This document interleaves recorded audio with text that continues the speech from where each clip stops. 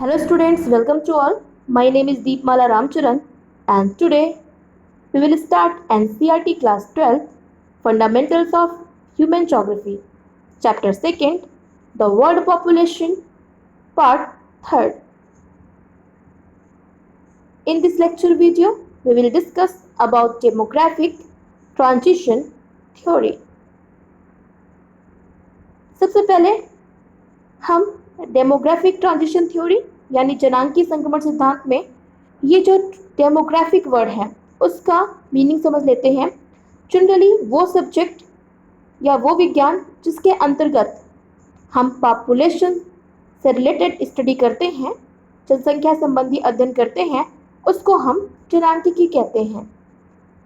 Now जो demographic transition theory है, जनांकी संक्रमण सिद्धांत है, सबसे पहले F.W. नोटेस्टीन ने इसे 1945 में दिया था। ठीक है, किसने दिया था?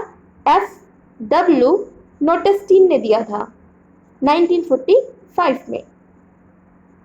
जनांकी संक्रमण सिद्धांत यह प्रदर्शित करता है कि मानव विकास के आदिम कृषि युग से लेकर वर्तमान के औद्योगिक एवं नगरीय समाज तक जनसंख्या परिवर्तन की क्या प्रवृत्ति रही है, यानी जन्म दर और मृत्यु दर में चेंजेस के क्या ट्रेंड रहे हैं। आइए देखते हैं। Demographic transition theory can be used to describe and predict the future population of an area. जनांकी संक्रमण सिद्धांत का उपयोग किसी क्षेत्र की जनसंख्या के वर्णन और भविष्य की जनसंख्या के पूर्वानुमान के लिए किया जा सकता है। The theory tells us that population of any region changes from high births and high death to low births and low deaths. As society progresses from rural, agrarian and illiterate to urban industrial and literate society. These changes occur in stages which are collectively known as the demographic cycle. यह सिद्धांत हमें बताता है कि जैसे ही समाज ग्रामीण, खेतीहर और अशिक्षित अवस्था से उन्नति करके नगरीय, औद्योगिक और साक्षर बनता है, तो किसी प्रदेश की जनसंख्या उच्च जन्म दर, उच्च मृत्यु दर से निम्न जन्म दर और निम्न मृत्यु दर में परिवर्तित हो जाती है। ये परिवर्तन अवस्थाओं में होते हैं जिन्हें सामूहिक रूप से जनांकिकी चक्र के रूप में जाना जा सकता है।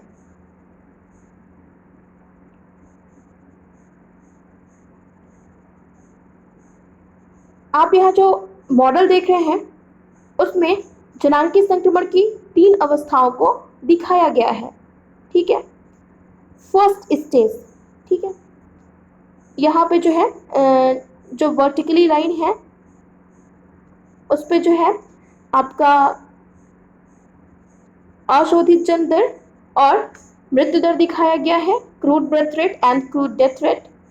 और जो आपका एक्स एक्सिस है, ठीक है, एक्स एक्सिस पे आपका टाइम दिखाया गया है, वाई एक्सिस पे आपका CGR और CBR शो किया गया है। ठीक है, नाउ हम देखते हैं कि जो फर्स्ट स्टेज है उसमें क्या होता है।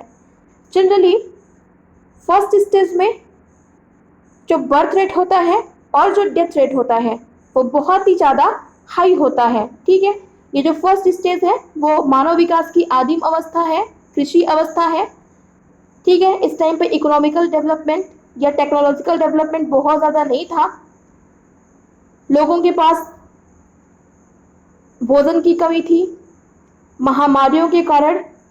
ठीक है, इस टाइम पे हेल्थ फैसिलिटीज़ भी इतनी अच्छी नहीं थी, जिसके कारण जो है डेथ रेट काफ़ी हाई थी। ठीक है, लोग युद्धों में लगे रहते थे। साथ ही इस टाइम जो है बच्चों की एजुकेशन वगैरह को लेकर इतनी जागरूकता नहीं थी। जनरली परिवारों को ही प्रॉपर्टी बनाता था, ठीक है, समझाता था कि जिसके पास जितना बड़ा परिवार होगा वो उतना ही संपन्न होगा। तो इस कारण से जो है फर्स्ट एज में जो कृषि अवस्था थी इसमें डेथ रेट और बर्थ रेट दोनों ही हाई था, ठीक है।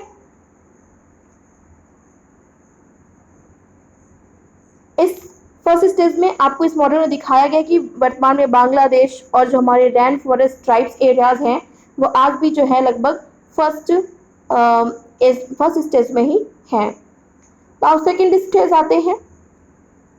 सेकेंड स्टेज की क्या खास बात थी? जब हम सेकेंड स्टेज में आते हैं तो उस टाइम पर शुरुआत में सेकेंड स्टेज के प्रारंभ में क्या होता है कि बर्थ रेट तो हाई होता है, ठीक है, लेकिन इस टाइम तक टेक्नोलॉजिकल डेवलपमेंट होने लगा था। एग्रीकल्चर प्रोडक्शन में काफ़ी वृद्धि हुई थी, साथ ही साथ जो हेल्थ फैसिलिटीज़ हैं उनका भी डेवलपमेंट होने के कारण सेकेंड एज के प्रारंभ में डेथ रेट कम हो गई, लेकिन जो बर्थ रेट थी वो भी अभी भी हाई थी, ठीक है। लेकिन समय के साथ साथ जो हमारी बर्थ रेट थी वो भी डिक्रीज होने लगी थी लास्ट में, ठीक है। उसके बाद जो है हमारा थर्ड स्टेज आता है। थर्ड स्टेज ये लास्ट स्टेज है। इसमें बर्थ रेट और डेथ रेट दोनों जो है डिक्रीज करके स्टेबिलिटी को प्राप्त कर जाते हैं, ठीक है। क्यों? क्योंकि इस टाइम तक जो है अर्बनाइजेशन और इंडस्ट्रियलाइजेशन हो चुका है, लोग काफ़ी जो है शिक्षित हो चुके हैं, उनके पास जो है टेक्नोलॉजिकल ज्ञान भी बहुत ज़्यादा है। लोग बच्चों को अच्छी शिक्षा, अच्छी एजुकेशन देने के लिए जागरूक हो चुके हैं। वो ये समझ गए हैं कि परिवार जितना ही छोटा होगा बच्चों की देखभाल, उनकी एजुकेशन, उनके पोषण का उतना ही ज़्यादा अच्छी तरह से ख्याल रखा सकेगा। इसीलिए इस टाइम पर जो है यानी थर्ड स्टेज पर जन्म दर और मृत्यु दर दोनों काफ़ी कम हो जाती है, ठीक है। तो इस तरह से हम फिर से एक बार रिवाइज कर लेते हैं। फर्स्ट स्टेज में क्या होगा? फर्स्ट स्टेज ये प्रीमिटिव एज है, जब एग्रीकल्चर डेवलपमेंट धीरे धीरे हो रहा था। इस टाइम पर क्या था? डेथ रेट हाई थी क्योंकि मेडिकल फैसिलिटीज़ नहीं थी। बर्थ रेट भी हाई थी क्योंकि परिवार को ही, बड़े परिवारों को ही प्रॉपर्टी माना जाता था, परिसंपत्ति माना जाता था। लोग बड़ा परिवार रहना चाहते थे, उनका मानना था कि परिवार जितना ही बड़ा होगा उतना ही संपन्न होगा, ठीक है, रिच होगा। तो फर्स्ट स्टेज की खास बात क्या थी? High death rate and high birth rate, ठीक है। फिर हम सेकेंड स्टेज में आते हैं। सेकेंड स्टेज में क्या होता? एग्रीकल्चर डेवलपमेंट होने लगा था, टेक्नोलॉजिकल डेवलपमेंट धीरे धीरे होने लगा था, जिसके फलस्वरूप मेडिकल फैसिलिटीज़ बढ़ रही थी, जिससे लोगों की डेथ रेट तेजी से डिक्रीज हो रही थी, ठीक है। लेकिन बर्थ रेट अभी भी जो है इसके बिगनिंग में, सेकेंड स्टेज के बिगनिंग में जो है बर्थ रेट हाई थी, ठीक है, क्योंकि जो है लोगों में जनसंख्या वृद्धि को लेकर इतनी जागरूकता नहीं थी, ठीक है। तो सेकेंड स्टेज के प्रारंभ में बर्थ रेट हाई थी लेकिन डेथ रेट जो है डिक्रीज कर रही थी। इस स्टेज के लास्ट में आते आते जो बर्थ रेट है वो भी डिक्रीज करने लगती है। नाउ आता है थर्ड स्टेज। थर्ड स्टेज ये अर्बनाइजेशन और इंडस्ट्रियलाइजेशन का एज था। इस टाइम में जो है लोगों में पॉपुलेशन इंक्रीज को लेकर, जनसंख्या वृद्धि को लेकर जागरूकता आ चुकी थी। लोग समझ चुके थे कि बच्चों को अच्छा पोषण, अच्छी शिक्षा तभी दी जा सकती है जब हमारा परिवार छोटा हो। साथ ही इस टाइम में मेडिकल फैसिलिटीज़ भी बहुत ज़्यादा हाई टेक्नोलॉजी आ चुकी थी, तो डेथ रेट भी काफ़ी लो हो चुकी थी।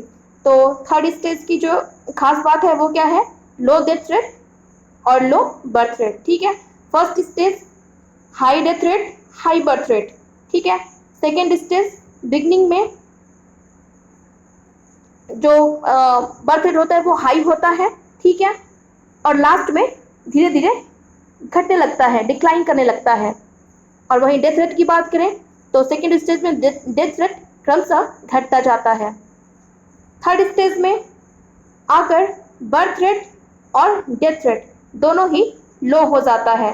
ठीक है, तो जनरली जनांकीय संक्रमण सिद्धांत जो डेमोग्राफिक ट्रांजिशन थ्योरी है वो दिखाता है कि जैसे जैसे टेक्नोलॉजी का डेवलपमेंट होता है, ठीक है, मानव संपन्न होता है, वैसे वैसे डेथ रेट और बर्थ रेट दोनों डिक्रीज करती है। ठीक है, नाउ ये दिखाया गया है शॉर्ट में, अगर आपको याद करना हो तो फर्स्ट स्टेज में क्या होता है, high fertility rate and high mortality rate. ठीक है, जन्म दर और मृत्यु दर दोनों ही अधिक होती है। ठीक है, जन्म भी ज़्यादा होते हैं और मृत्यु भी ज़्यादा होती है। ठीक है, सेकेंड स्टेज में क्या होता है, fertility remains high in the beginning of second stage but declines with time and less mortality rate। जो हमारी फर्टिलिटी रेट होती है, जन्म दर होता है, वो शुरुआत में ज़्यादा होता है लेकिन समय के साथ साथ वो कम होने लगता है, डिक्लाइन करने लगता है। और साथ में जो मोर्टेलिटी रेट होती है वो जो है कम होती है। थर्ड स्टेज में क्या होता है, both fertility and mortality decline considerably. ठीक है, लास्ट स्टेज में आकर बर्थ रेट और मोर्टेलिटी रेट दोनों ही डिक्लाइन कर जाते हैं और काफ़ी कम हो जाते हैं। जनरली ये माना जाता है कि जितने भी अनडेवलप्ड कंट्रीज हैं, ठीक है, जितने भी अनडेवलप्ड कंट्रीज हैं, अविकसित देश हैं, वो फर्स्ट स्टेज में हैं। जितने भी विकासशील देश हैं वो जनसंख्या विस्फोट यानी सेकेंड स्टेज में है, और जितने भी डेवलप कंट्रीज हैं वो थर्ड स्टेज में हैं। ठीक है, तो अभी माना था कि जो इंडिया है वो सेकेंड स्टेज में है। Now population control measures,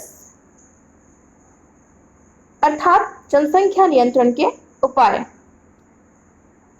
family planning is the spacing or preventing the birth of children। परिवार नियोजन का काम बच्चों के जन्म को रोकना अथवा उनमें अंतराल रखना होता है।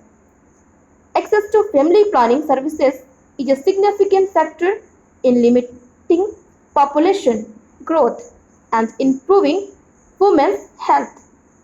Propaganda, free availability of contraceptives and tax disincentives for large families are some of the measures which can help population control। परिवार नियोजन सुविधाएं जनसंख्या वृद्धि को सीमित करने और महिलाओं के स्वास्थ्य को बेहतर करने में प्रमुख भूमिका निभाती है। प्रचार, गर्भ निरोधक की सुगम उपलब्धता, बड़े परिवारों के लिए कर निरुत्साहक उपाय ऐसे प्रावधान हैं जो जनसंख्या नियंत्रण में सहायक हो सकते हैं। Thomas Malthus in his theory 1793। Generally Thomas Malthus ने 1973 में एक माल्थीजियन थ्योरी दी, माल्थीजियन थ्योरी ऑफ पॉपुलेशन। उसमें इन्होंने बताया कि जो मानव जनसंख्या होती है, अर्थ पे मानव जनसंख्या है, वो ज्योमेट्रिकल रेशियो में इंक्रीज करती है। अर्थ पे जो मानव जनसंख्या है वो ज्योमेट्रिकल रेशियो में इंक्रीज करती है, यानी 1:2:4:8:16। ठीक है, इस तरह से 1:2 2:4:8:16 इस तरह से जो है ज्योमेट्रिकल रेशियो में इंक्रीज करती है। लेकिन जो हमारा फूड है, ठीक है, हमारे जो खाद्य पदार्थ हैं उनमें अर्थमेटिक रेशियो में इंक्रीजिंग होती है, वृद्धि होती है। फॉर एग्जाम्पल के लिए 1:2:3:4:5:6 इस तरह से, ठीक है। मतलब इनके कहने का मतलब ये था कि मानव की जनसंख्या में as comparison to food resources तेजी से वृद्धि होती है। अगर जनसंख्या इसी दर से तेजी से बढ़ती रही और मानव ने जनसंख्या को कम करने के लिए कोई उपाय नहीं किए तो प्रकृति इससे खुद को बैलेंस करने के लिए विभिन्न तरह के डिजास्टर्स जैसे भूकंप, महामारी, अकाल, युद्ध, बाढ़ इत्यादि प्रकोपों को सामने लाएगी, ठीक है, ताकि जो है जनसंख्या नियंत्रित हो सके। तो ये था जो है माल्थुसियन थ्योरी।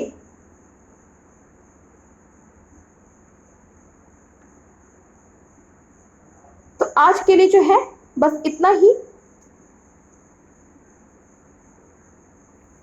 कल हम फिर से जो है इस चैप्टर का जो रेस्ट पॉइंट्स बचे हुए हैं, ट्रेंड्स इन पॉपुलेशन चेंज वगैरह, तो वो हम कल फिर से डिस्कस करेंगे। Thank you and